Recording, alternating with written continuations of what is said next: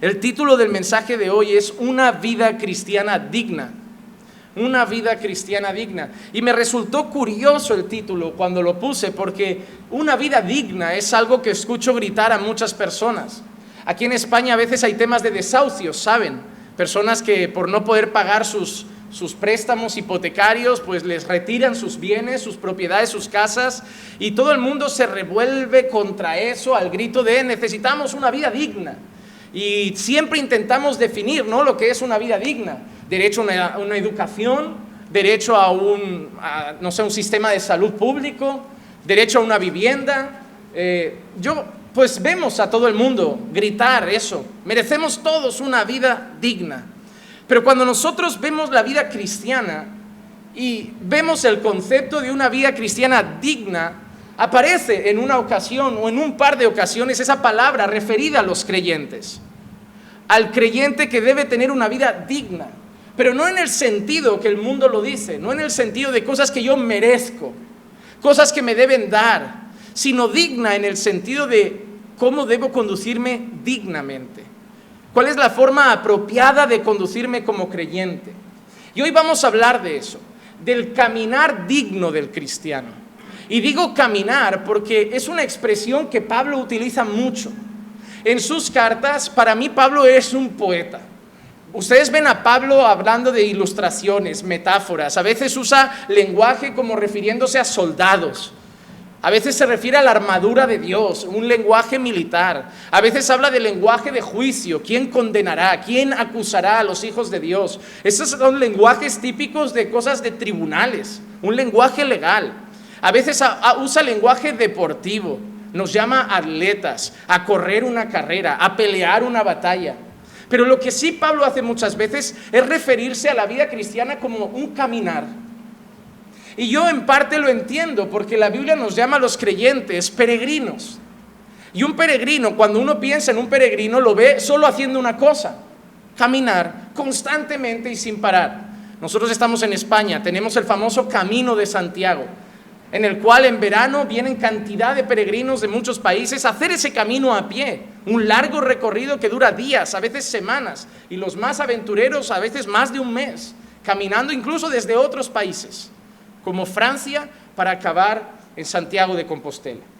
Nosotros vemos ese peregrinaje en la vida del cristiano, y Pablo se refiere al creyente como eso, como alguien que camina, que constantemente está caminando, que está andando. Y Pablo nos dice cómo debe ser ese caminar del creyente, cómo debe caracterizarse ese caminar del creyente. Y hoy hablaremos de eso, de 6 características del caminar del creyente. 6 características que definen cómo un creyente se debe conducir. Y lo vamos a hacer en la primera carta de Pablo a los Tesalonicenses, el capítulo 4 y los versículos del 1 al 12. No voy a leerlo ahora entero, sino que voy a ir poquito a poco viendo cada una de las características y los versículos que lo respaldarían, por decirlo de alguna manera. Primera carta a los Tesalonicenses, capítulo 4, versículos 1 al 12. Es un texto extenso y yo sé que soy el típico predicador que cojo 2 versículos y tardo hora y media. Y yo sé que algunos que me conocen han visto 12 y piensan, como hoy no hay prisa, como mañana el pastor sabe que es festivo, hoy he cogido 12 y esto se va a volver vigilia. Pero tienen buena suerte porque tengo un compromiso familiar y me voy a ajustar al horario. Así que vamos a por esas 6 características del caminar del creyente. Característica número 1, me encanta, cada día en esta iglesia más gente trae libreta. Esto es cosa buena, hermano. Esto es cosa buena. Eso les sirve, ¿sabe para qué? No solo para estudiar. Eso mañana vienen, visita a casa, tienen que hacer un devocional, culto familiar, y les sirve como nota para mañana llevar un mensaje a otro sitio. Y seguro que lo expondrán mejor que yo. Característica número 1, el caminar del creyente. El creyente camina para agradar a Dios. Número 1, el creyente camina para agradar a Dios. Y hermano, esto parece absurdo decirlo, no es lógico, pero es importante recordarlo. Caminamos para agradar a Dios. Versículo 1 del texto citado. Por lo demás, hermanos, os rogamos pues, y os exhortamos en el Señor Jesús, que como habéis recibido de nosotros instrucciones acerca de la manera en que debéis andar y agradar a Dios, como de hecho ya andáis, así abundéis en ellos más y más.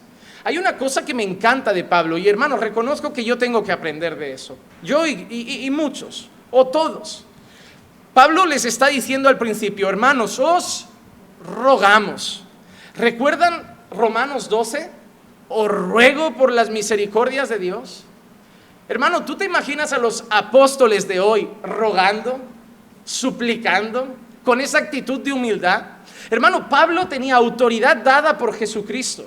Podía llegar a la iglesia y decir, soy el apóstol Pablo, nombrado apóstol por el mismo Dios, y lo que yo diga se hace y punto. Pero no venía así, venía rogando. La palabra ruego es una expresión humilde, una expresión de alguien que te pide algo con amor, por preocupación, alguien que quiere lo mejor para ti y te suplica que le hagas caso porque lo que te va a decir es bueno para ti, es importante y quiere que lo atesores y lo escuches.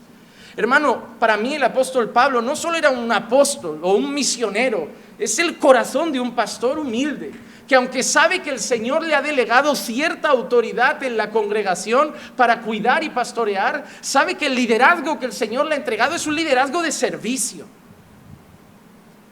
Hermano, eso es una lucha, porque vivimos en un mundo en que cuanto más escalas, más mandas, pero en la casa del Señor cuanto más escalas, más sirves. Y eso debemos saberlo siempre. No podemos hablar a los hermanos de la iglesia como si fuéramos dueños de sus vidas. Yo no decido con quién se casan, qué coches se compran, si cogen o no cogen un trabajo, si se mudan o no se mudan, si se van a vivir a una ciudad o a otra, si compran un piso o no lo compran. Son cosas que yo no tengo derecho a decidir.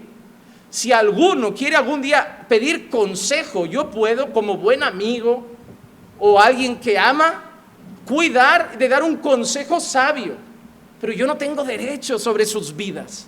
Hermano, a mí no se me ha conferido bíblicamente ningún derecho sobre sus vidas. A mí se me ha conferido un servicio sobre sus vidas. Yo debo ser un cuidador de sus almas.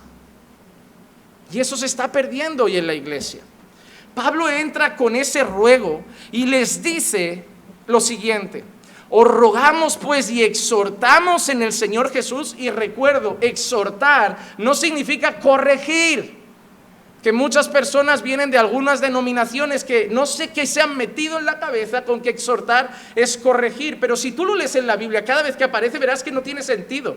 Pablo dice, os rogamos y os exhortamos, te ruego y te corrijo. No, la palabra exhortar significa animar a algo, alentar a algo. Lo que Pablo está haciendo es alentar a los hermanos a una cosa. ¿Y qué dice? Que como habéis recibido de nosotros instrucciones acerca de la manera en que debéis andar y agradar a Dios. Hermano, todos vivimos para complacer a alguien. No sé si lo sabían. Todos vivimos para complacer a alguien. Y ese alguien a lo largo de la vida varía. A veces vivimos para complacer a los jefes. A veces vivimos incluso para complacer a los pastores porque tenemos algún interés en ello.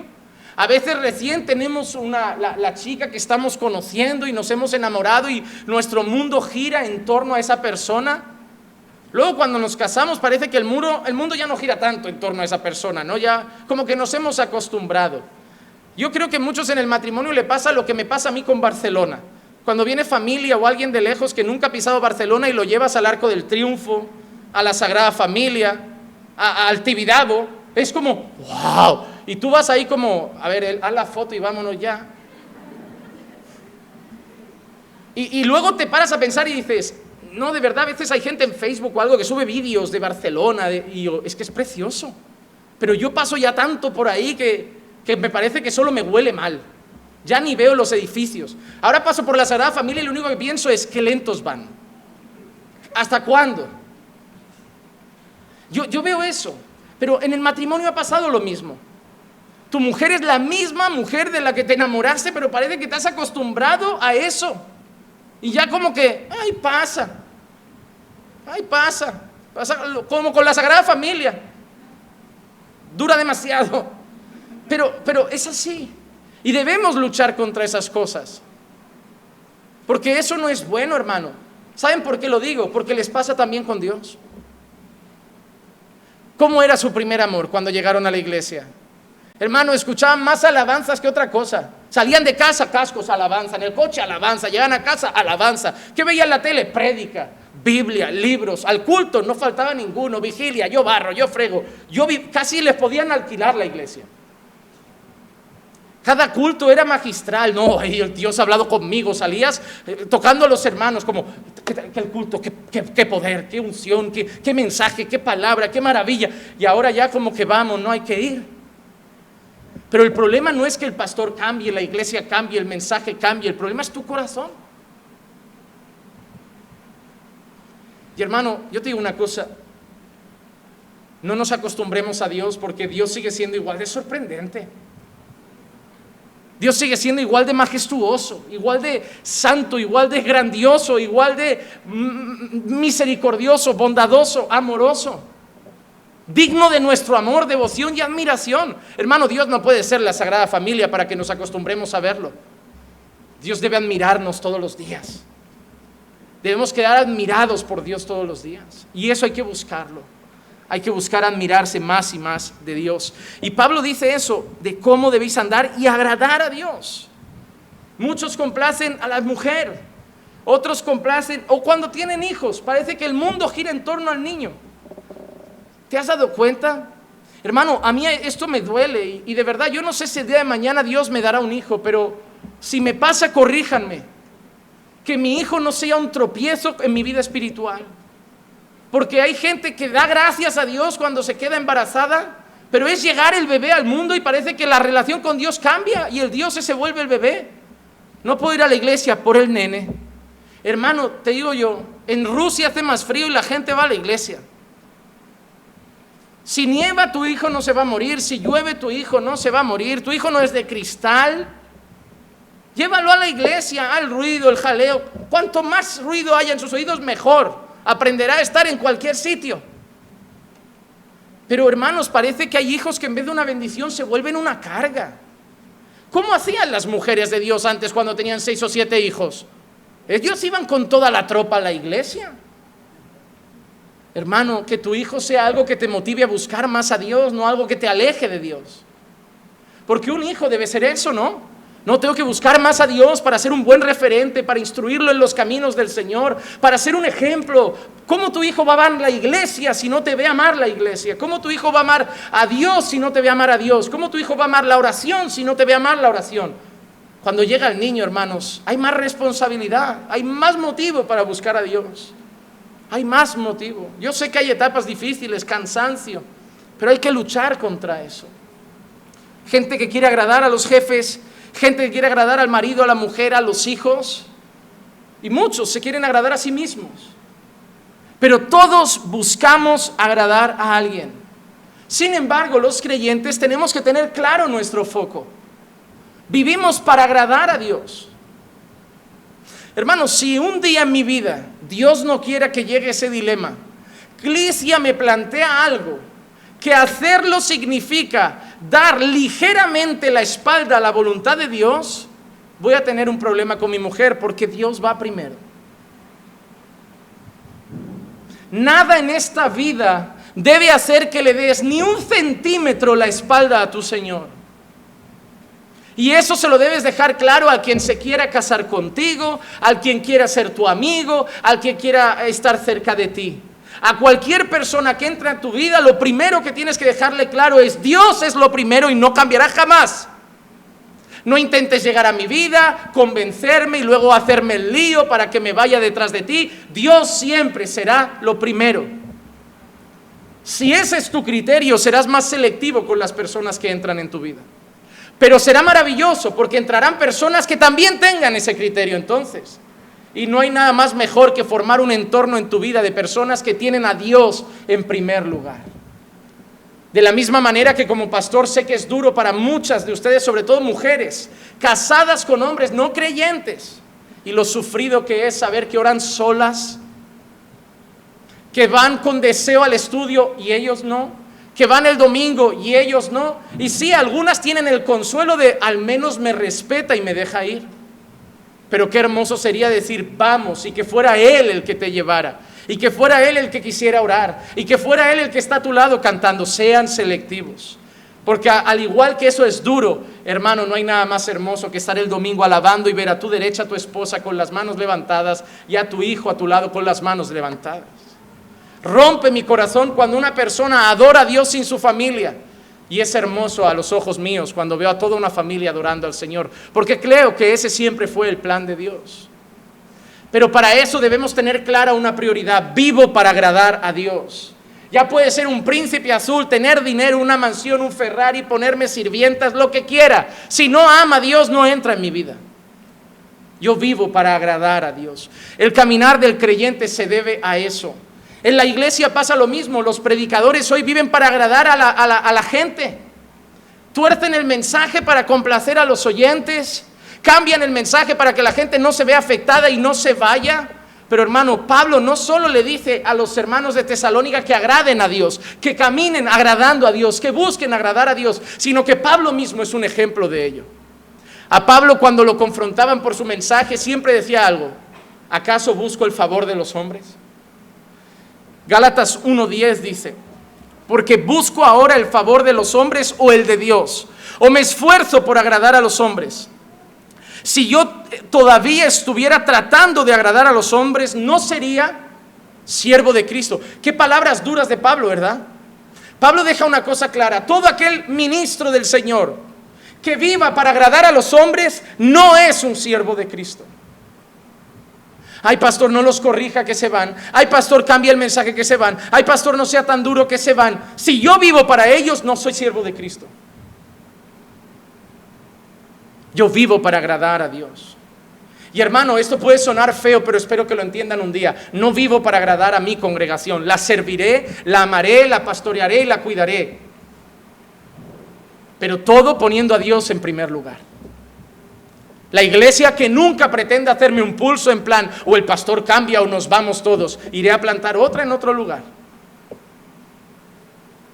Pero el primer objetivo siempre será agradar a Dios, a no ser que lo que me estén demostrando es que yo estoy torcido y me quieran enderezar. En todo caso, habrá que escuchar. Pero hermano, vivimos para agradar a Dios y no a los hombres. Y ojo, eso no significa vivo como me da la gana y lo que piense la gente no me importa. No significa eso. No voy a la iglesia, me da igual la opinión del pastor, yo hago así, me da igual la opinión de la iglesia. Eso no significa eso. Significa que tu corazón no tiene como mayor preocupación la aprobación de los hombres.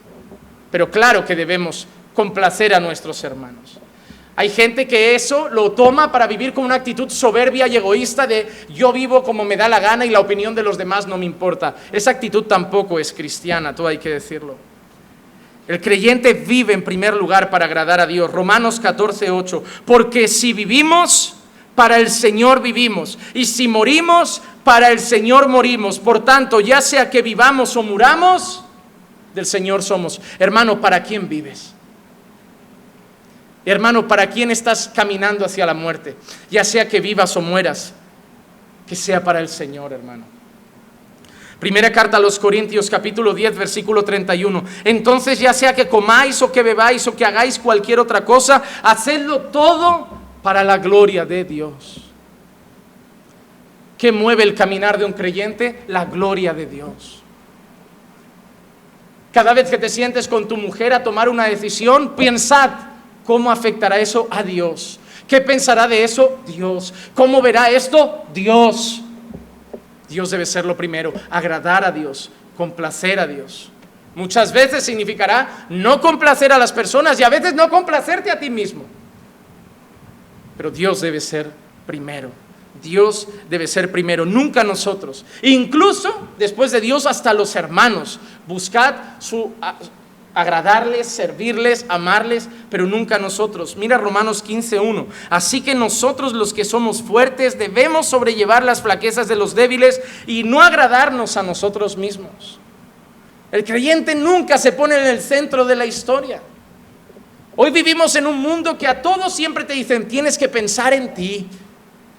Yo una vez Yo vi este consejo, no voy a decir de quién, una persona que estaba exponiendo que sufría porque se entregaba mucho a los demás, porque servía mucho a los demás y la gente le devolvía el bien con mal.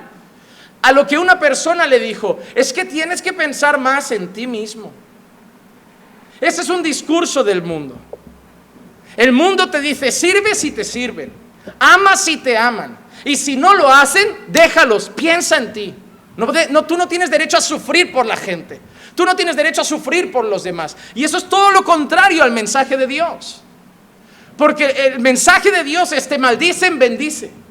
Te odian, ama. No te sirven, sirve tú. Te piden andar 1 milla, anda 2. Y no esperes nada a cambio. Eso es lo peor. Y no esperes nada a cambio. Ningún creyente en la faz de la tierra debería poner nunca en Facebook. Porque hay gente que cuando lo necesitan, siempre uno está, pero cuando uno lo necesita, nunca aparecen. Eso nunca debería estar en el muro de Facebook de ningún creyente. Porque la iglesia de hoy lo das todo por ella, pero a la hora de la verdad, nadie está a tu lado, solo el mundo. Eso no debería estar en el muro de Facebook de ningún creyente. Sé que los hermanos deberían estar, pero no hacemos las cosas esperando que estén. Y si no están, no pasa nada.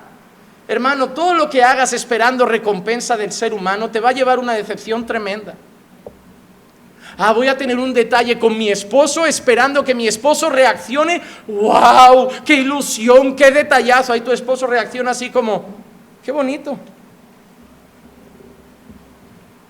Pues no lo hagas. O si no, hazme una carta, te voy a hacer una sorpresa y espero que tires fuegos artificiales. Porque si no, me sentiré mal. Pero eso entonces no lo has hecho por mí, lo has hecho por ti. Querías la alegría de la recompensa de tu actitud.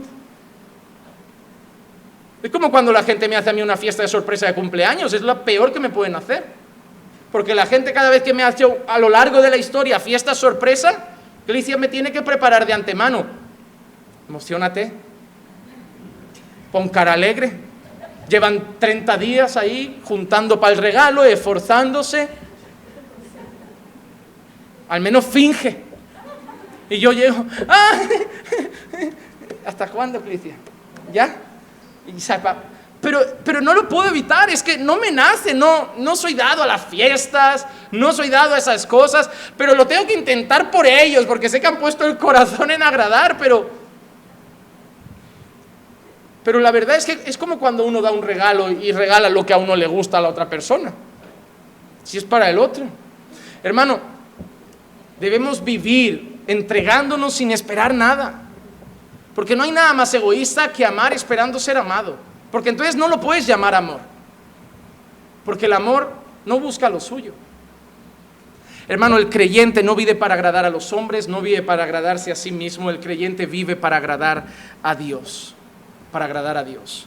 Número 2, el creyente camina en santificación. El creyente camina en santificación. El creyente camina en un proceso de santificación constante.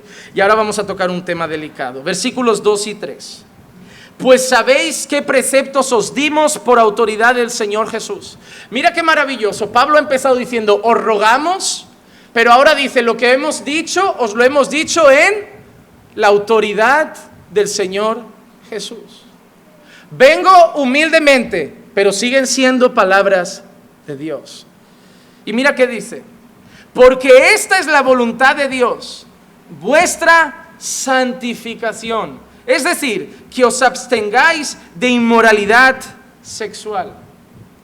Cada vez que algún creyente me viene y me pregunta, pastor, ¿cómo puedo descubrir la voluntad de Dios para mi vida? Le digo el mismo versículo. Porque esta es la voluntad de Dios, vuestra santificación. Pero yo sé que cada vez que alguien viene a decirme, ¿cómo puedo descubrir la voluntad de Dios para mi vida? Lo que me está preguntando es, pastor, ¿cómo puedo saber con quién me voy a casar? ¿Cómo puedo saber dónde voy a pasar mi futuro? ¿Cómo puedo saber dónde tengo que vivir? ¿Cómo puedo saber de qué voy a trabajar? ¿Cómo puedo saber qué carrera coger?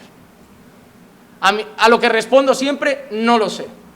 Igual que ayer una señora me mandó un correo electrónico y me dijo, pastor, tengo una consulta, sé que usted es un hombre usado por Dios y quiero que me ayude. Llevo 3 días soñando con ratones grandes y quemados.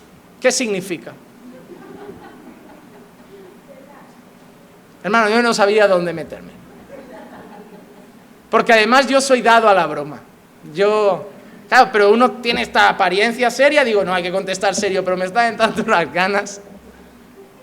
Claro, yo le contesté la verdad, le dije, mire, yo es que soy pastor, yo si me pregunta algo de la Biblia, pues intento responder, pero ratones grandes y quemados, no lo sé. Igual es otro bicho de Apocalipsis, pero no sé qué decirle. La respuesta de la señora es, qué falta de revelación. Y a mí lo que me sorprende de esto es el nivel de cristianismo de nuestra época, que es ese. Hoy la gente tiene un sueño y lo peor es que eso no es un caso aislado. Hoy la gente tiene un sueño y se lo cuentan entre los hermanos. Hermano, he soñado contigo. Hermana, he soñado... Y yo ya he soñado que he matado a 4 o 5 aquí y no se lo voy a contar. A veces alguno no me ha saludado una semana, se me ha cruzado un poco, igual lo he pensado mucho y por la noche me he visto el hermano llegando, estaba oscuro, no sabía que había nadie en la iglesia y de golpe ha pasado algo. Claro, me he arrepentido al Señor, digo, Señor, si ese deseo está en mi corazón, sácalo. Pero hermano, el problema de movernos por sueños,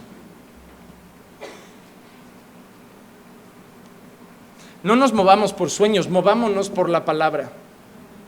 Hay gente que no hace caso a la Biblia, pero sueña con la bandera de Francia y ya compra los billetes para irse a vivir a París.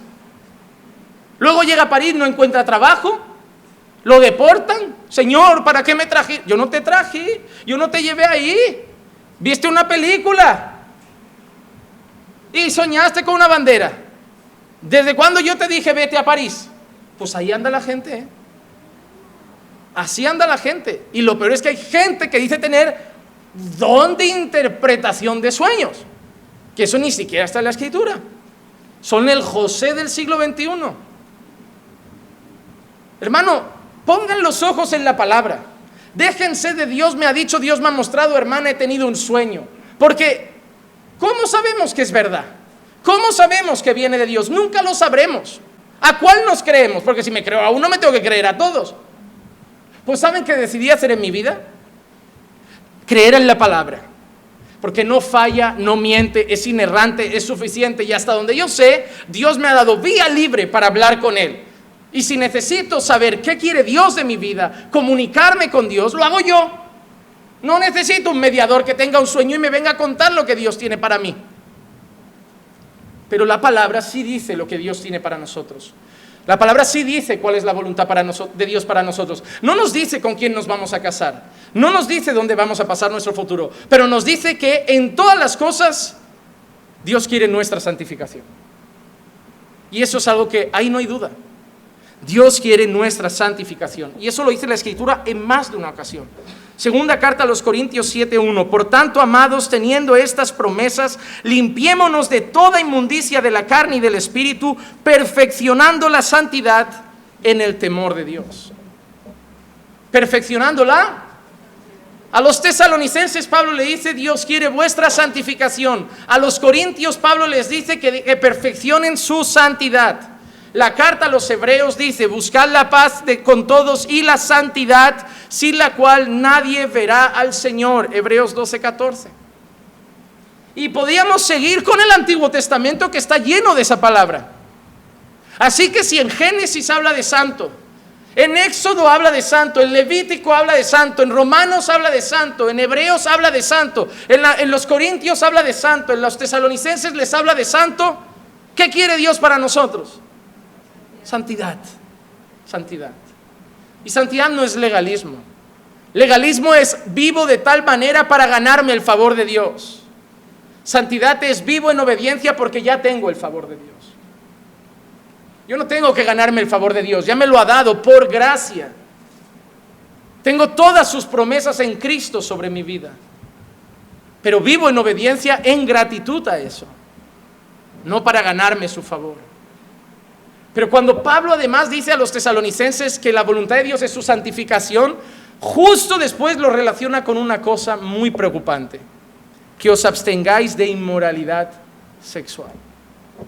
que os abstengáis de inmoralidad, que os abstengáis de inmoralidad sexual.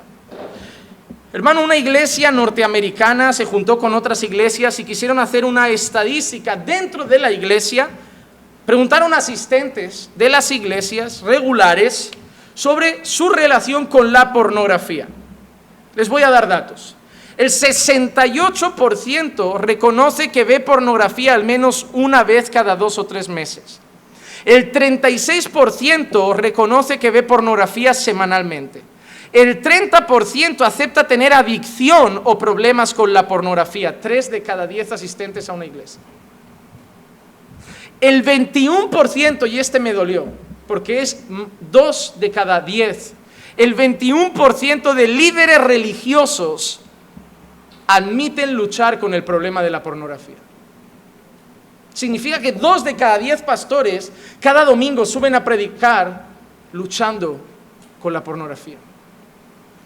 El 35% de asistentes a congregaciones admite haber tenido deslices sexuales extraconyugales siendo parte de la iglesia. Más de 3 de cada 10 creyentes admiten haber tenido casos de adulterio siendo miembros de una iglesia. Estamos hablando de creyentes, no del mundo. El mundo seguramente vería pornografía y te digo más, esto es probable que sea de gente que algunos han mentido y las estadísticas sean mayores. Pero hay una cosa curiosa, eso no es nuevo. La lucha con la inmoralidad sexual no es nueva. Primera carta a los Corintios, capítulo 5, versículo 1. En efecto, se oye que entre vosotros hay inmoralidad. Y mira lo que dice, y una inmoralidad tal como no existe aún ni siquiera entre los gentiles, al extremo de que alguno tiene la mujer de su padre. ¿Saben lo peor que pueden hacer con las estadísticas que hemos visto de la pornografía? Sentirse cómodos con ellas. Decir, ¿sabes qué? Son muchos, no estoy tan mal. Porque yo no he expuesto las estadísticas del problema con la pornografía para que usted se sienta cómodo pensando que está tan mal como muchos, sino para que seamos conscientes que desde que la iglesia no predica contra el pecado, desde que la iglesia no predica sobre santidad, desde que la iglesia no predica sobre el infierno, desde que la iglesia no predica sobre esto, el pecado gobierna.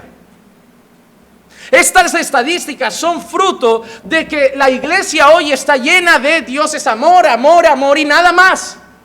Dios perdona todo, ven a Dios como está, Dios tolera todo, dejadlos pecar y cantar, dejadlos pecar y en la alabanza, dejadlos pecar y predicar, porque así un día se animarán a cambiar, hay que darles un incentivo. No, no, no.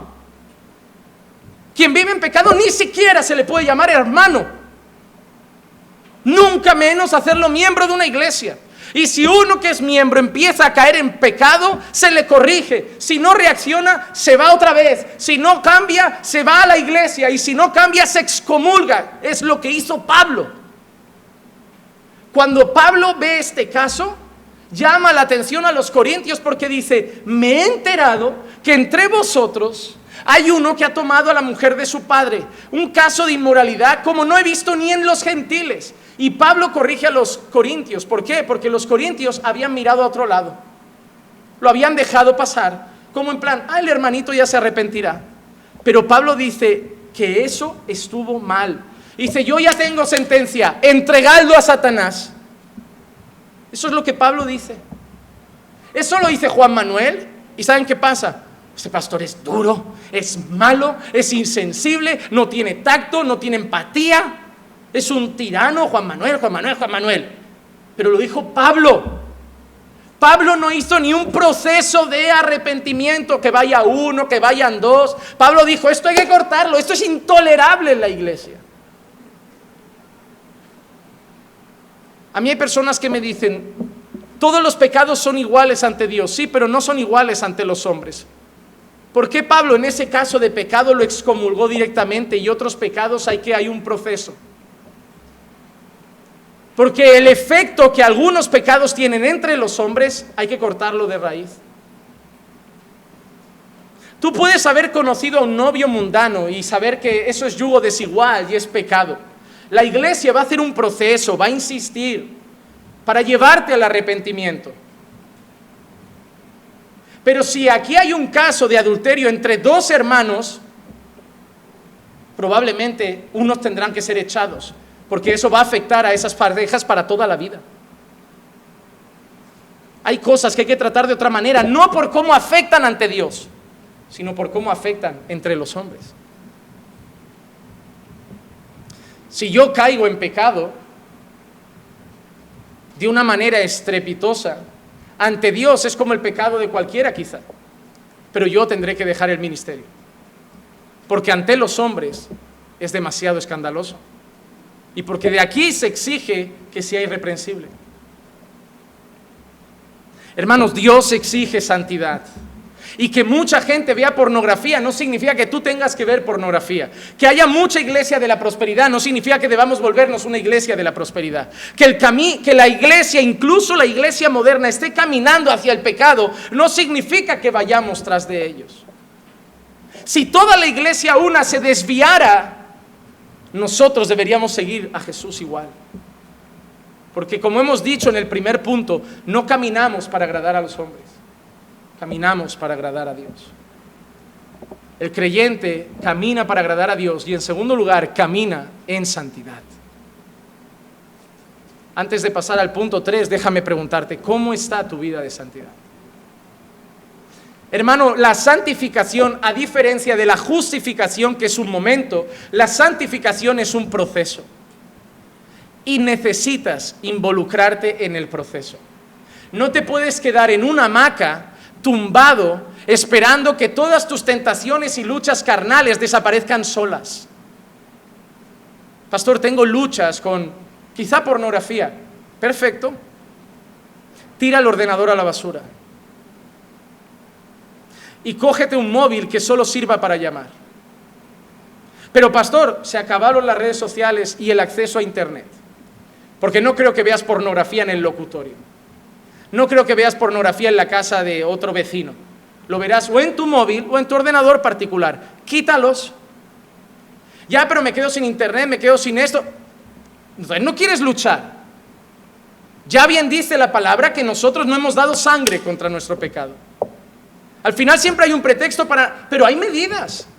Si no tienes internet, si no tienes un teléfono móvil con acceso a internet y no tienes un ordenador particular, ¿cómo vas a ver pornografía? Ya te estás poniendo barreras. Ahí empieza la lucha. Ahí empieza la lucha.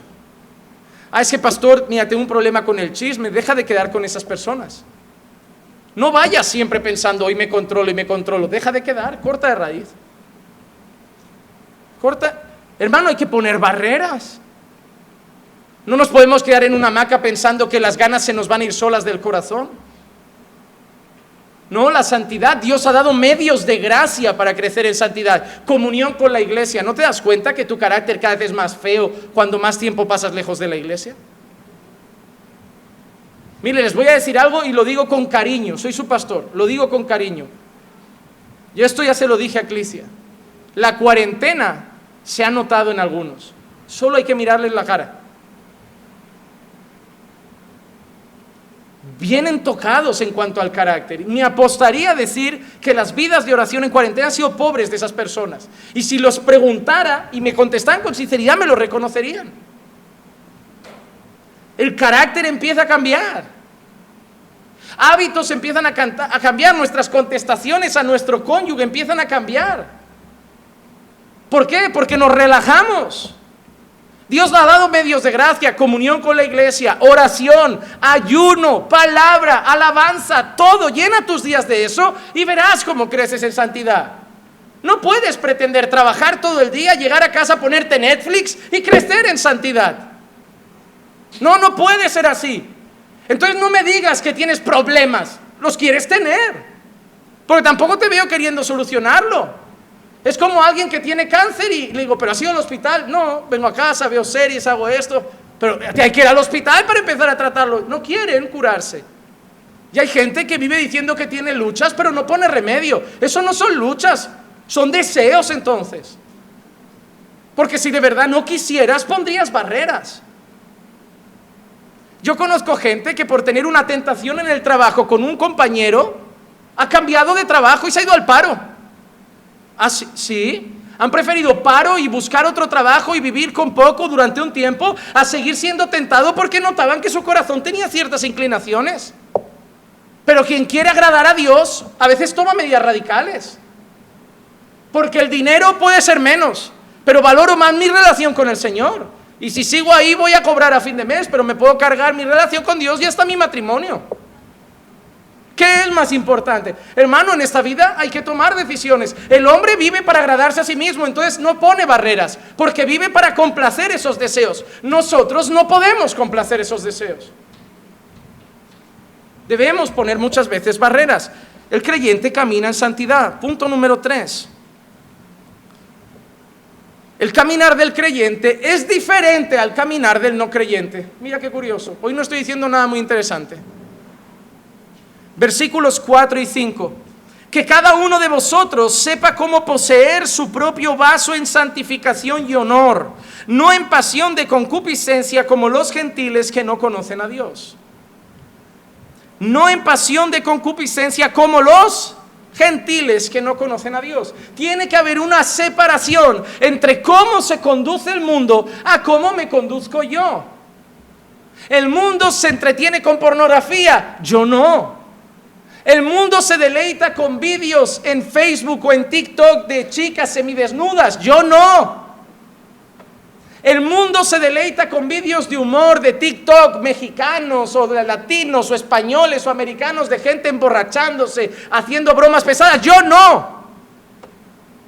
¿Y por qué digo eso? Porque cada vez que me pongo a ver vídeos en Facebook, no sé qué pasa, que al bajar salen cosas que yo ni sigo, como relacionadas. Y hermanos, salen unas burradas que yo digo, yo no entiendo cómo a mí Facebook me censura cuando pongo algo de homosexualidad y salen gente medio desnuda. Y Facebook lo deja libre. Pero si a mí me aparecen esos vídeos, a los miembros de mi iglesia también. Pero solo cada uno sabe si para el dedo a verlo o lo pasa rápido. ¿Qué te divierte? ¿Lo mismo que al mundo? ¿Qué te entretiene? ¿Lo mismo que al mundo? Para ti, ¿cómo defines tú una buena noche? ¿Igual que el mundo? ¿Cómo defines tú una fiesta? ¿Igual que el mundo? El creyente debe caminar diferente al mundo. Y aquí Pablo dice que cada uno sepa poseer su propio vaso en santificación y honor, no como los gentiles que no conocen a Dios, no en pasión de concupiscencias. La expresión poseer su propio vaso puede significar dos cosas. Y yo digo las dos porque no sé cuál es realmente a la que Pablo hace referencia. Las dos me parecen lógicas. En primer lugar, creo que puede hacer referencia al propio cuerpo de uno. Porque la expresión vaso muchas veces en la Escritura hace referencia a nuestro cuerpo. Por ejemplo, segunda carta a los Corintios, capítulo 4, versículo 7. Pero tenemos este tesoro en vasos de barro para que la extraordinaria grandeza del poder sea de Dios y no de nosotros. O segunda carta a Timoteo, capítulo 2, 20 y 21. Ahora bien, en una casa grande no solamente hay vasos de oro y plata, sino también de madera y de barro, y unos para honra y otros para deshonra. Por tanto, si alguno se limpia de esas cosas, será un vaso para honra, santificado, útil para el Señor, preparado para toda buena obra. Entonces, por un lado, creo que Pablo puede referirse a esa vida de santidad diferente a los creyentes en cuanto a nuestro propio cuerpo. Cómo conducir nuestro propio cuerpo y nuestra propia vida. Por eso creo que se refiere a eso, porque dice, no en los deseos y las concupiscencias de la carne como los que no conocen a Dios, sino en santidad. Y creo que hace referencia a nuestra vida, a nuestro cuerpo. Pero en segundo lugar, puede hacer referencia, cuando habla del propio vaso, a una relación conyugal. A una relación conyugal, porque justo antes Pablo ha avisado de abstenerse de inmoralidad sexual, y normalmente Pablo utiliza ese término para el adulterio, muchas veces. Y es posible que Pablo se esté refiriendo a tratar a nuestra vida sexual de pareja en santidad y honor. En santidad y honor. Pablo puede referirse incluso a las citas el compromiso a ser puros, el cuidado con el pecado sexual. Cuando gente nueva llega a esta iglesia y nos preguntan qué creemos del noviazgo, la manera más rápida de responder es que no creemos en el noviazgo. Porque el noviazgo, según el mundo, es me gusta un chico, chica gusta a chico, chica queda con chico, chica empieza a besar a chico, chica se cansa de chico, chica deja a chico, chica gusta a otro chico, chica empieza a quedar con chico, chica besa a otro chico, chica se cansa de chico, chica deja a chico. Y eso en la iglesia es intolerable. Si una persona en esta iglesia besa a más de uno de esta iglesia, lo excomulgo. Es intolerable. Esa es la manera de conducirse del mundo. Un noviazgo carnal, que se besa, que se abraza y se acaricia, se ama, se promete el amor. A mí me da pena, porque así se conduce el mundo. Vemos un cuerpo bonito, me apetece quedarme, voy al cine, voy hasta tarde porque tengo 18 y salgo y por la noche me divierto, llego al portal, te dejo y te doy un besito, empiezo a escribirte WhatsApp por la noche, ¿qué haces? ¿Qué haces? ¿Qué voy a hacer a las 10 de la noche? Vete a dormir. Soy una mujer, respétame, hónrame. ¿Has hablado con mi padre antes de escribirme por WhatsApp? Es la autoridad sobre mi vida. ¿Has hablado con mis pastores? ¿Has hablado con mis padres para ver si les parece bien lo que vamos a hacer de quedar juntos? ¿Pero qué es? Soy cristiana y no vivo como el mundo. Hay gente que controla mi vida y la guarda para que el día que me case con alguien como Dios manda. Y no que venga el primero a echarme 4 piropos y me diga que me ama como a 4 anteriores. Cuidado con esas citas mundanas que están entrando en la iglesia. En la iglesia son hermanos y hermanas que pueden salir, que pueden conocerse. Y siempre diré que si salen con más gente mejor, para no dar lugar a caídas innecesarias. Y si se gustan, precioso. Y si empiezan a sentir algo, precioso. Pero que sigan cuidándose. Y que el día que noten que de verdad se atraen sea para decir, nos vamos a casar pronto. Cristiano no empieza noviazgo para ver qué pasa. Cristiano empieza noviazgo para ver cuándo se casa. El mismo día que el cristiano le dice a la chica, me gustas, quedamos, sí, ¿y cuándo nos casamos? Va así la cosa. Pero pastor, hay que conocerse. Para conocerse no hay que ser novios. Hay gente que se casó con un amigo porque lo conocía, sabía lo que le gustaba, lo que no le gustaba, qué valores tenía, qué principios tenía. Para casarse no hay que besarse ni acostarse, solo hay que conocerse y saber si vamos en la misma dirección. Porque, hermano, puede besar muy bien, ser muy bueno en la cama, pero él querer ir para allí y tú para allí. Y te digo una cosa, que si los dos van para allá, a aprender, a besar se aprende. Y en la cama, todos se acaban entendiendo. No he encontrado a nadie que nos entienda. Y el que no se entiende es que no se comunica. Pero debemos vivir en santidad. Primera carta a los Corintios 6, 19 y 20. ¿O no sabéis que vuestro cuerpo es templo del Espíritu Santo, que está en vosotros, el cual tenéis de Dios, y que no sois vuestros? ¡Wow! ¿No eran nosotras parimos, nosotras decidimos? No somos nuestros. Hermano, tú y yo somos propiedad de Dios. Tú y yo somos propiedad de Dios. A mí cuando alguien me pregunta, pastor, ¿está bien hacerse un tatu? ¿Está bien ponerse un piercing? Y yo le digo, pregúntaselo al dueño de tu cuerpo, ¿yo qué te voy a decir? Si le quisieras hacer algo a mi coche, yo te doy permiso o no. Si le quisieras hacer algo a mi casa, yo te doy permiso o no. Pero tu cuerpo, pregúntale al dueño. Ves a Dios en oración y le, Señor, quiero perforarme esto tan hermoso que tú me diste. Porque he visto un queso que venden en el Mercadona que está lleno de agujeros y queda estético. Y he pensado hacerlo con mis orejas. A lo mejor Dios te dice, oye, pues sí, ¿por qué no lo pensé cuando hice a Adán un par de piercings? Hubiera quedado más molón. O un dragón en la espalda, a lo mejor la serpiente se hubiera asustado si le hubiera tatuado a Eva un dragón en la espalda. A lo mejor ni se hubiera puesto a hablar con ella. Todo eso son modas. Modas que si hubieras nacido hace 20 años ni te lo planteas. ¿Tú sabes por qué te luchas con el pastor cuando el pastor dice, el bikini no es apropiado para una cristiana? ¿Saben por qué se enfadan? Porque han nacido en sus países. Porque si hubieran nacido en Dubái, ni se lo plantearían. Pero hemos nacido en culturas carnales, que valoran el desnudo, y lo aceptamos como natural. Pero si hubiéramos nacido en Marruecos, te tendría que decir, destápate un poco, hombre, que vas a ahogarte. Son las únicas personas que no sé si se ponen la máscara o no. Nosotros peleando porque nos ahogamos, y ahora yo pienso, ¿y esta gente cómo vive todo el año? Si yo estoy con la máscara del corona que no puedo más. ¿Has visto cómo afecta la cultura a nuestra vida? Pero nuestra vida no puede ser marcada por nuestra cultura, debe ser marcada por la Escritura. No importa lo que en España me enseñaron, o en Colombia me dijeron que era normal, o en Brasil me dijeron que era normal. Importa lo que Dios dice, y Dios dice que mi cuerpo es de Él. No sois vuestros, pues por precio habéis sido comprados. Por tanto, glorificad a Dios en vuestro cuerpo y en vuestro espíritu, los cuales son de Dios. Hermano, Pablo nos ha dicho que debemos caminar diferente a los no creyentes, pero tristemente algunos de nosotros somos como los de Tito 1:16. Profesan conocer a Dios, pero con sus hechos lo niegan, siendo abominables y desobedientes e inútiles para cualquier buena obra. Hermano, ¿a ti te gustaría que Dios dijera eso de ti? Profesas conocer a Dios, pero tu vida no lo demuestra. ¿Qué te gustaría ser? ¿Aquel siervo como Job del que Dios dice, has visto a mi siervo justo, recto, bueno?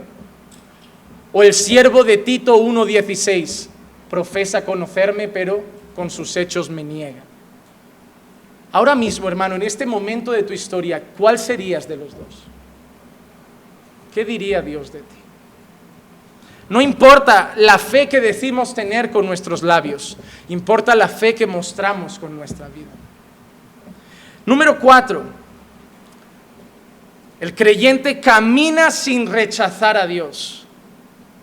Camina sin rechazar a Dios. Versículos 6 al 8.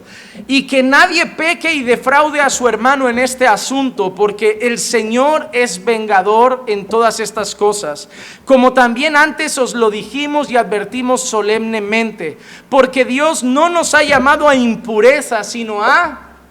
Otra vez, hermano, ¿será que la santidad importa? Pablo es hebreo, y no sé si lo saben, pero en la cultura y literatura hebrea no hay negrita, no hay exclamaciones. Cuando algo es importante, ¿qué se hace? Se repite. ¿Cuál es el atributo de Dios que se repite 3 veces en una frase? Solo ese atributo se repite 3 veces en una frase en el libro de Isaías. Santo, santo, santo. En ninguna parte de la Escritura verás, Dios es amor, amor, amor. Misericordia, misericordia, misericordia. Justo, justo, justo. Pero en Isaías vemos a unos seres celestiales refiriéndose a Dios como santo, santo y santo. Y hemos cometido el error de decir, Dios es el 3 veces santo. No. Pone santo, santo, santo, porque no cabría decir todas las veces santo. Porque si pudieran seguir hablando, seguirían hasta hoy diciendo santo, santo, santo. Porque en las 3 veces santo, no es que Dios es 3 veces santo. Eso es poco todavía. Significa que Dios es santísimo, que su santidad se excede todo conocimiento. Nunca tú y yo podremos definir la santidad de Dios, ¿sabías? Si alguien una vez te preguntara, ¿cómo de santo es Dios? No podrías definirlo bien. Sin mancha, no podríamos, no sabríamos cómo. Sobrepasa cualquier definición que entre en la boca nuestra. Cuando algo era importante, Jesús a veces decía, de cierto, de cierto te digo. ¿Por qué decía de cierto 2 veces? Es un énfasis añadido. Pues Pablo en este texto ha vuelto a recalcar la santificación. La santificación. Porque es el énfasis del texto. El énfasis del texto es la santificación. Y mira que dice el versículo 8, por consiguiente, el que rechaza esto, ¿qué es esto? Lo que Pablo acaba de decir, la vida en santidad, no conducirse como los impíos, conducirse para agradar a Dios, conducirse en pureza sexual. Dice, quien rechaza esto, no rechaza al hombre, sino al Dios que os da su Espíritu Santo. El que decide no cuidar su pureza y santificación, vive rechazando la voluntad de Dios para su vida. Mientras el hombre vive queriendo conquistar sus deseos carnales, la voluntad de Dios es que conquistemos la pureza. La pureza. ¿Vas a rechazar tus deseos o vas a rechazar a Dios? ¿Cuántas veces en tu vida has rechazado ya a Dios con tus actitudes? ¿Cuántas veces en tu vida has gritado a alguien cuando Dios te ha dicho que tu palabra sea con gracia? ¿Cuántas veces en tu vida has dicho una palabra malsonante cuando Dios ha dicho que las palabras no deben ser así? ¿Cuántas veces en tu vida has comentado algo del prójimo que no estaba presente cuando Dios ha dicho que eso es pecado? ¿Cuántas veces en tu vida has tratado mal a tu esposa cuando Dios dice que el que no ama a su esposa a sí mismo no se ama? ¿Cuántas veces con nuestra vida, hermanos, rechazamos cada semana a Dios? El caminar del creyente no rechaza a Dios. No rechaza a Dios. Acepta sus palabras, acepta el deseo de santidad para nuestra vida y vive en sintonía con la voluntad del Señor. Hermano, cada vez que haces algo, dices algo, decides algo, o rechazas tu propio deseo, o rechazas a Dios muchas veces. ¿Quién es lo primero en tu vida? ¿Tú mismo o el Señor? Tú mismo o el Señor. Número 5. El creyente debe caminar en amor fraternal. Nada de lo que hemos dicho sirve si no tenemos amor por nuestros hermanos. Es curioso, pero para Dios ninguna vida piadosa y pura que lleves sirve de algo si no amas. Porque eso es lo que hacían los fariseos. Aparentemente vivían en santidad, pero con un corazón lleno de odio. Jesús dice que eso no puede ser. Versículos 9 y 10, Pablo dice, mas en cuanto al amor fraternal, no tenéis necesidad de que os escriba nadie, porque vosotros mismos habéis sido enseñados por Dios a amaros unos a otros. ¿Quién ha enseñado a los tesalonicenses? Dios. Dios ha sido el maestro de nuestros hermanos en amarse unos a otros, porque en verdad lo practicáis con todos los hermanos que están en toda Macedonia. Pero os instamos, hermanos, a que abundéis en ello más y más. Ya dice Pablo, sé que os amáis, lo estáis demostrando, pero quiero que lo hagáis más. Hermano, déjame decirte algo, el amor nunca es suficiente. Siempre se puede amar más. ¿Cómo que los tesalonicenses lo habían aprendido de Dios? Hermano, Jesús enseñó a amar. En primer lugar, con sus enseñanzas. Juan 13, 34, 35. Un mandamiento nuevo os doy, que os améis los unos a los otros, como yo os he amado, así también os améis los unos a los otros. En esto conocerán todos que sois mis discípulos, si os tenéis amor los unos por los otros. Jesús no solo nos enseña con sus enseñanzas, sino que nos enseñó con su ejemplo. Juan 15, 13. Nadie tiene mayor amor que este, que uno dé su vida por sus amigos. Jesús nos enseñó con su boca que debíamos amarnos y demostró con su sacrificio cómo era ese amor.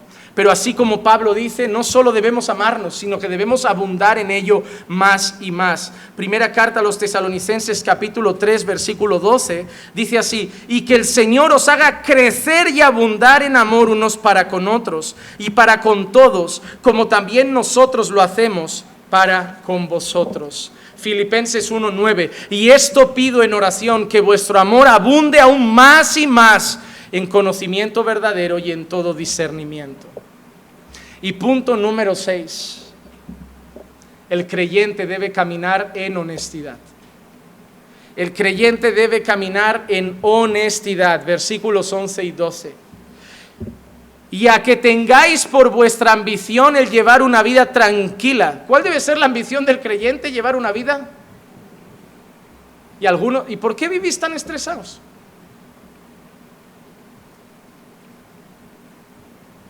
¿Te has dado cuenta que casi todo lo que te estresa tiene que ver con dinero? O la falta del dinero, o la necesidad de pagar algo con dinero, o el no tener dinero para pagar algo, pero casi todo lo que estresa tu vida es por dinero. ¿Por qué te crees que el Señor dice no se puede servir a dos señores, o a Dios o a las riquezas? Porque mientras tu corazón está con las riquezas, nunca tendrás paz para servir a Dios. Pero mira cómo somos a veces de ateos a la práctica. Buscad primeramente el reino de Dios y su justicia, y las otras cosas serán añadidas. ¿Qué cosas? Comida, bebida y ropa, necesidades básicas. El Señor promete en su palabra, Jesús mismo con su palabra dice, si buscáis primero el reino de Dios, os voy a dar lo necesario. Y tú le dices muchas veces a la iglesia, al pastor, a gente, no puedo buscar el reino de Dios porque si no, no tendré lo necesario. Entonces, ¿quién miente, tú o Jesús? ¿Me estás diciendo que Dios se equivocó? ¿Que Jesús mentía? ¿Que esa palabra no era para ti? ¿O es que no la crees suficiente? ¿O es que no quieres lo suficiente y quieres más? ¿Te has dado cuenta esa gente que da rabia incluso a algunos que los tienen al lado y dice, esa persona es muy pasota, o sea, con lo que tiene le basta, nunca tiene aspiraciones, y ahí como que uno quiere convencer al resto, pues yo sí tengo, yo quiero crecer, yo quiero tener un curso más grande, yo quiero tener, y tú los ves, vale, pero déjalo tranquilo, él es feliz así, él come, él bebe, él tiene un techo, él se mueve a los sitios, va vestido, tienes aspiraciones, pero una cosa, él tiene tiempo con su familia, él congrega, él crece en la iglesia porque pasa tiempo en la iglesia, él conoce a los hermanos, por eso tiene comunión con los hermanos, por eso nunca se queja de la falta de unión en la iglesia porque está en la iglesia. Tú te quejas de la falta de comunión, te quejas de la iglesia, quieres cambiar de iglesia, estás agobiado con el matrimonio, no tienes tiempo para tus hijos, no tienes tiempo para tu marido, no tienes tiempo para tu mujer. Pues yo te digo una cosa, tú tienes muchas aspiraciones, pero esa vida me da mucha más paz.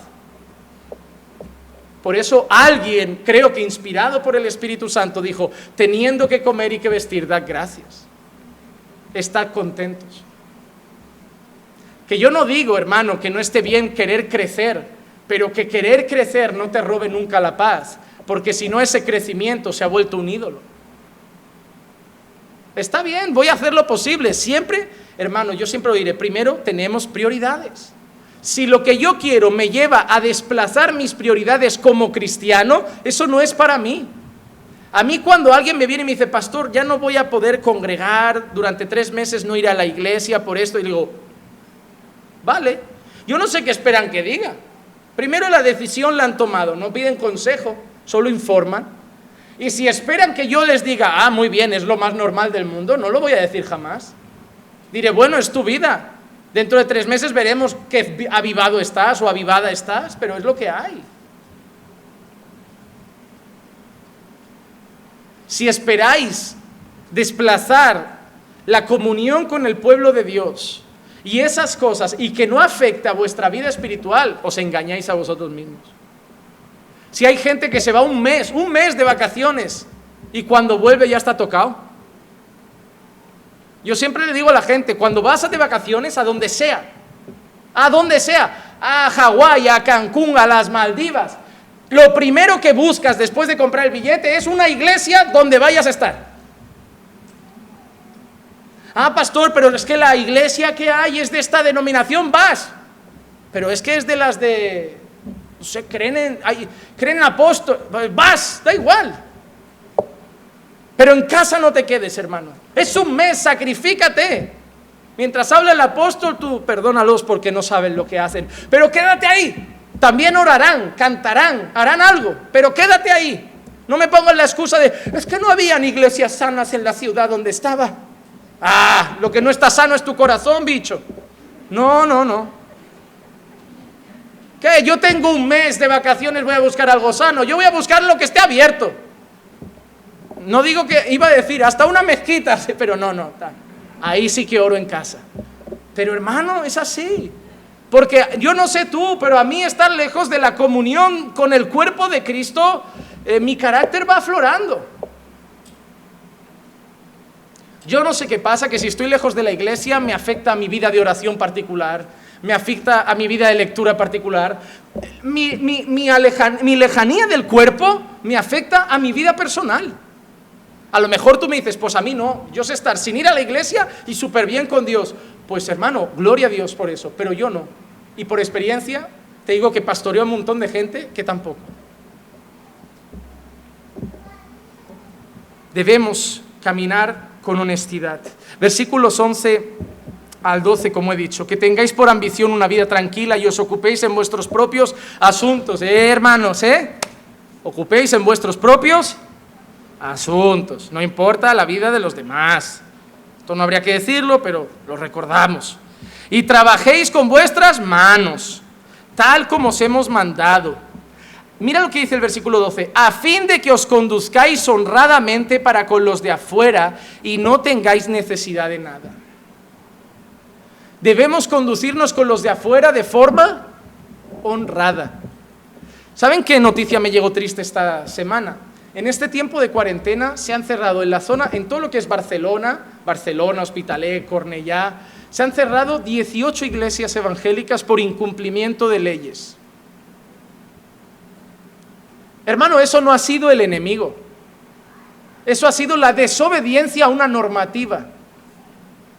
Aquí, como dije, y me puso feliz, subió un policía, primero me dio rabia, luego me puso feliz.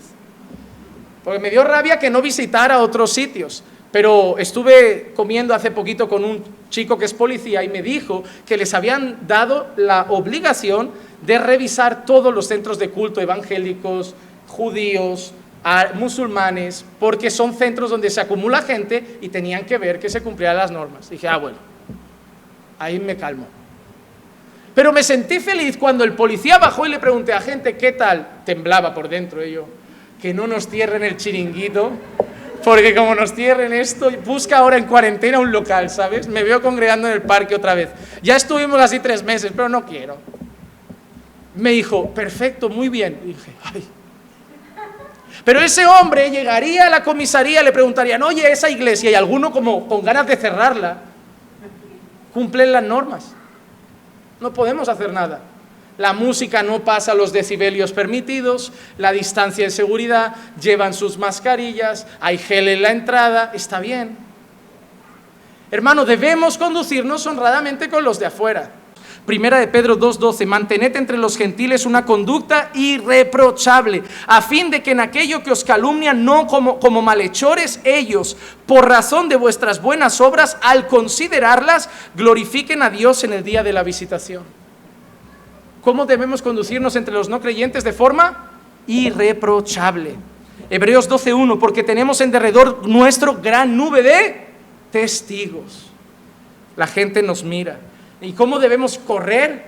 Hebreos 12:2, puestos los ojos en Jesús, el autor y consumador de la fe. Hermano, hoy te dejo ahí 6 características del caminar del creyente. Y te pido perdón si algo que he dicho te ha ofendido, pero yo te pido otra cosa. Si lo que he dicho que te ha ofendido es verdad, no te enfades conmigo, enfádate contigo. Si es mentira, corrígeme. Si es verdad, arrepiéntete. Porque como he dicho, el primer mandato es caminar de la manera que agrada a Dios. Aunque eso suponga a veces no poder ayudar a los hombres. Vamos a orar.